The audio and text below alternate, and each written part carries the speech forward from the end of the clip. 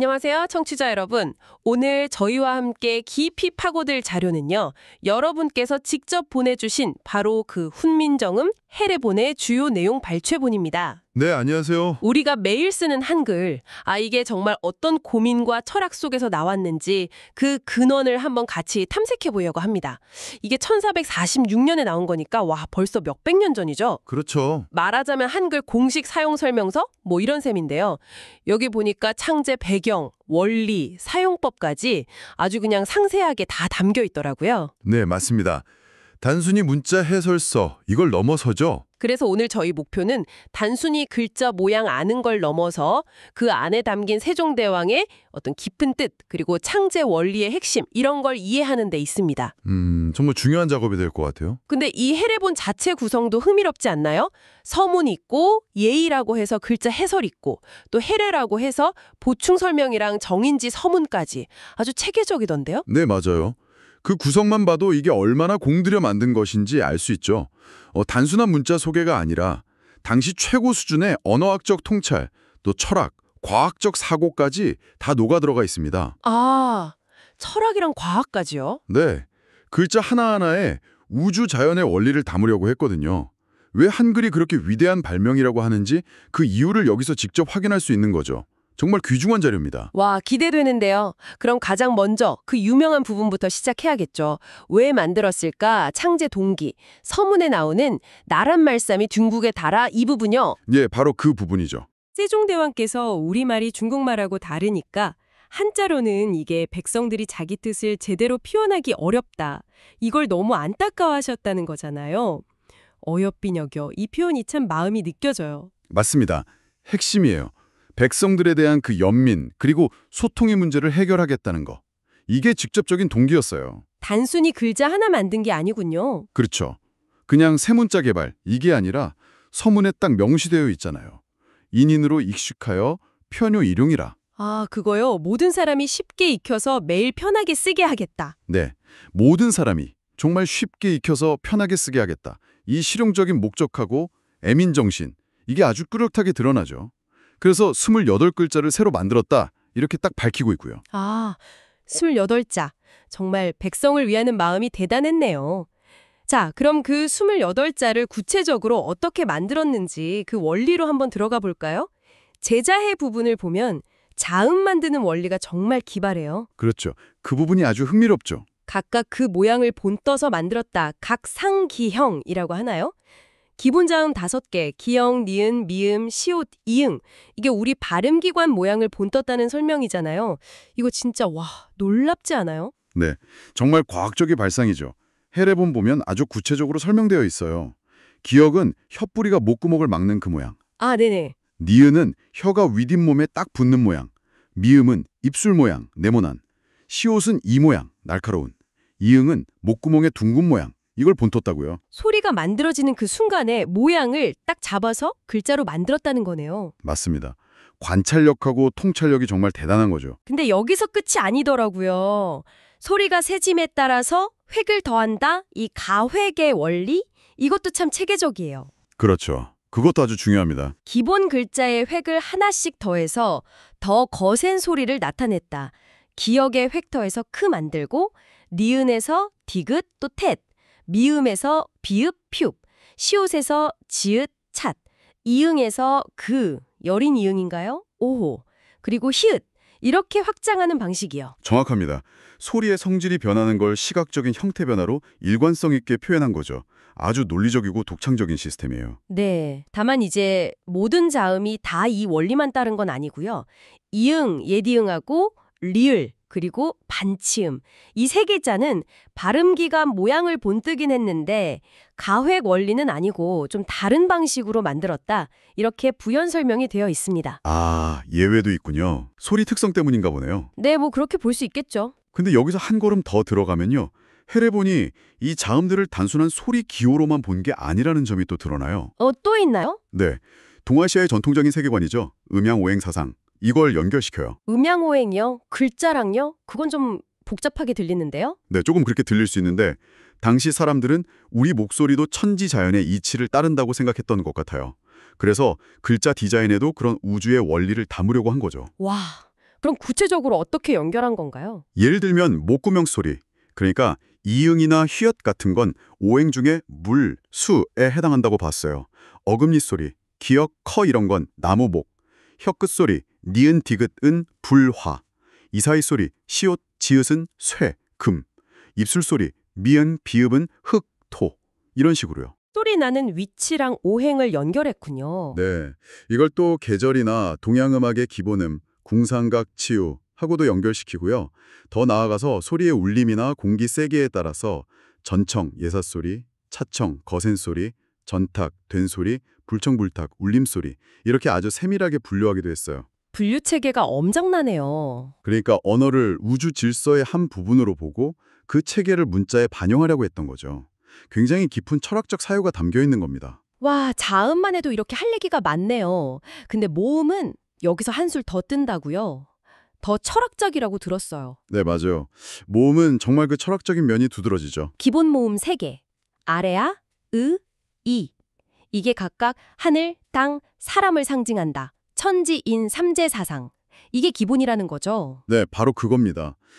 아래아의 둥근 모양은 하늘, 의의 평평한 모양은 땅, 이에 서 있는 모양은 사람. 이걸 형상화했다는 설명이에요. 하늘, 땅, 사람.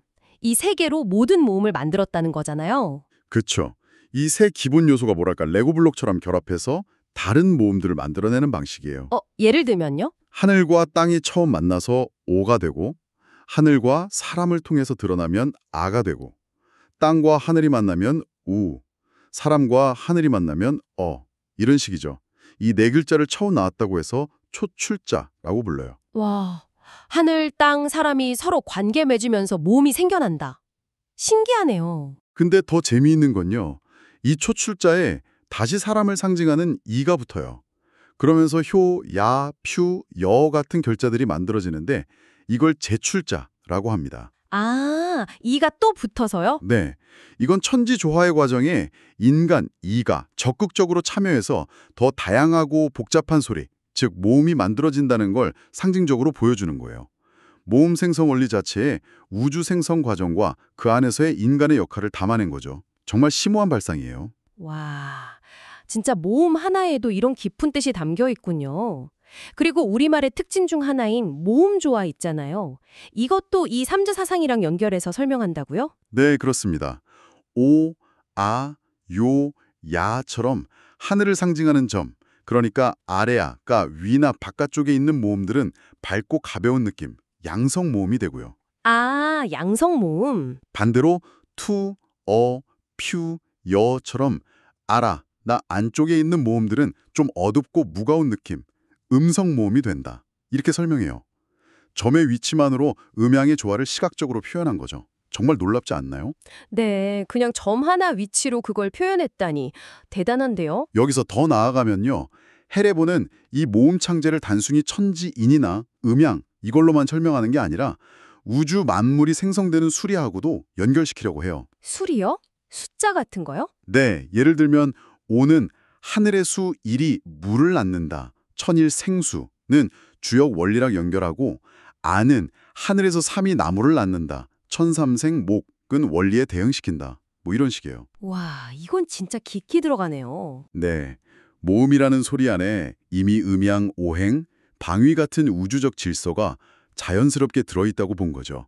단순히 소리를 적는 기호를 넘어서 문자의 우주적인 조화와 질서까지 담으려는 의지가 아주 강하게 보이는 부분입니다. 자, 이렇게 자음, 모음이 각각 만들어졌어요.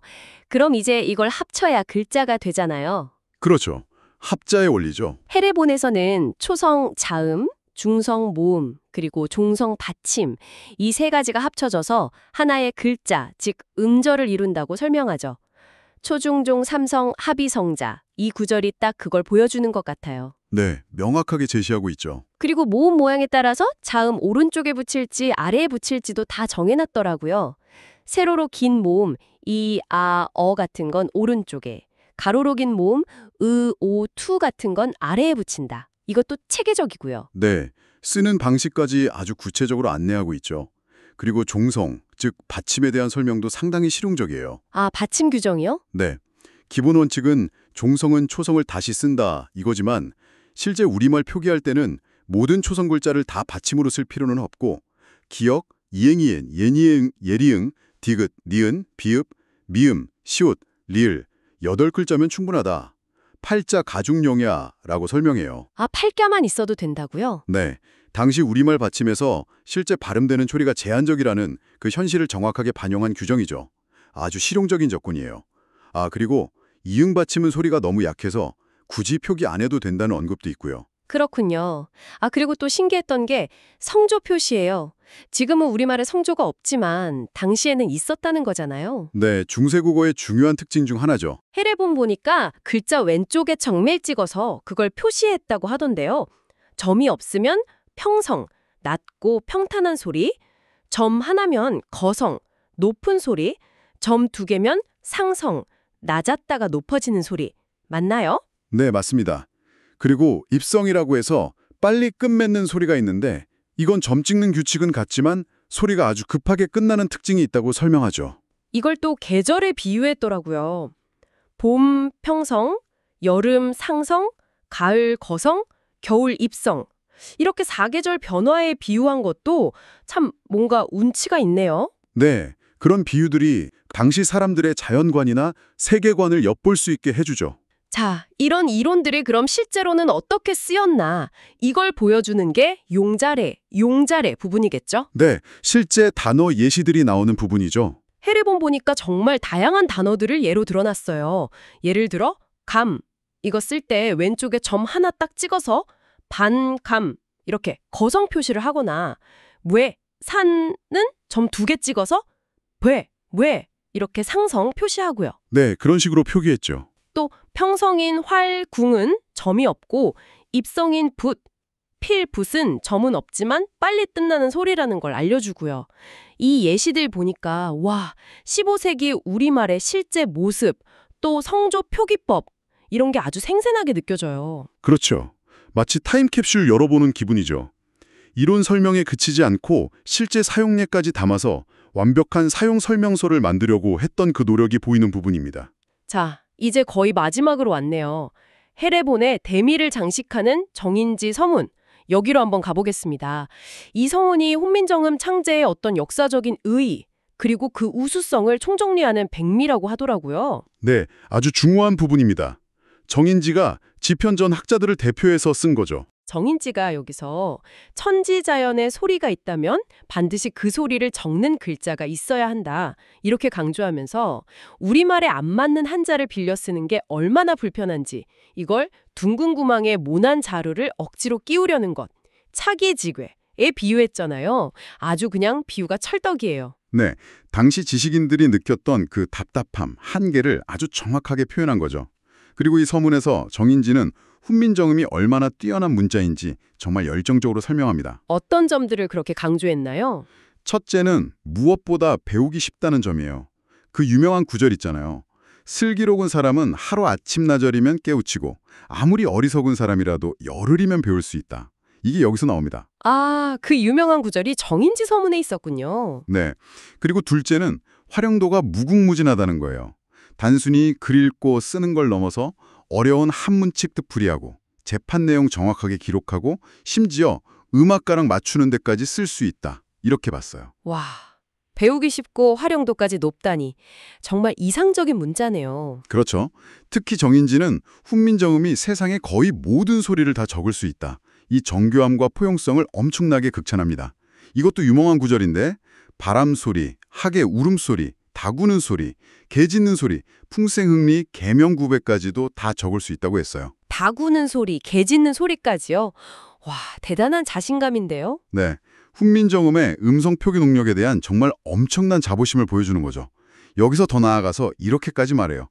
정음의 제작은 예전에 어떤 것을 본받아서 만든 게 아니라 완전히 새롭게 저절로 이루어진 것이다. 정음의 제작은 무소소술, 어청우자연. 그냥 자연적으로 만들어졌다. 네, 그러면서 이건 마치 하늘이 세종대왕의 마음을 열어서 지혜를 주고 그 손을 빌려주신 것과 같다. 이렇게까지 표현해요.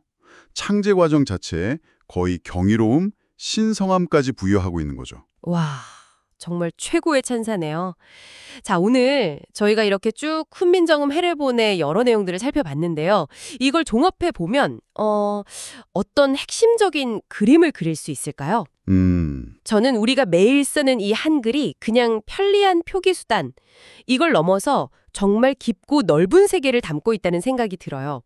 소리가 만들어지는 원리에 대한 아주 치밀한 과학적 탐구, 그리고 인간과 자연, 더 나아가 우주 질서에 대한 그런 심오한 철학적 성찰, 이게 아주 조화롭게 딱 집약된 그런 위대한 발명품이라는 느낌이요. 정확합니다. 해례본을 보면서 정말 느끼는 건 이게 즉흥적인 아이디어가 절대 아니라는 거죠.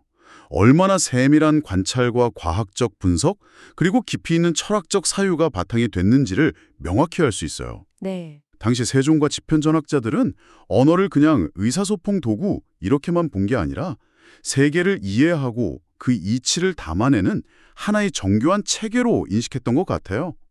글자 하나하나에 자연의 이치와 인간의 역할을 조화롭게 담으려 했던 그 지적인 여정은 정말 감탄스럽습니다. 네. 정말 들을수록 대단하다는 생각밖에 안 드네요.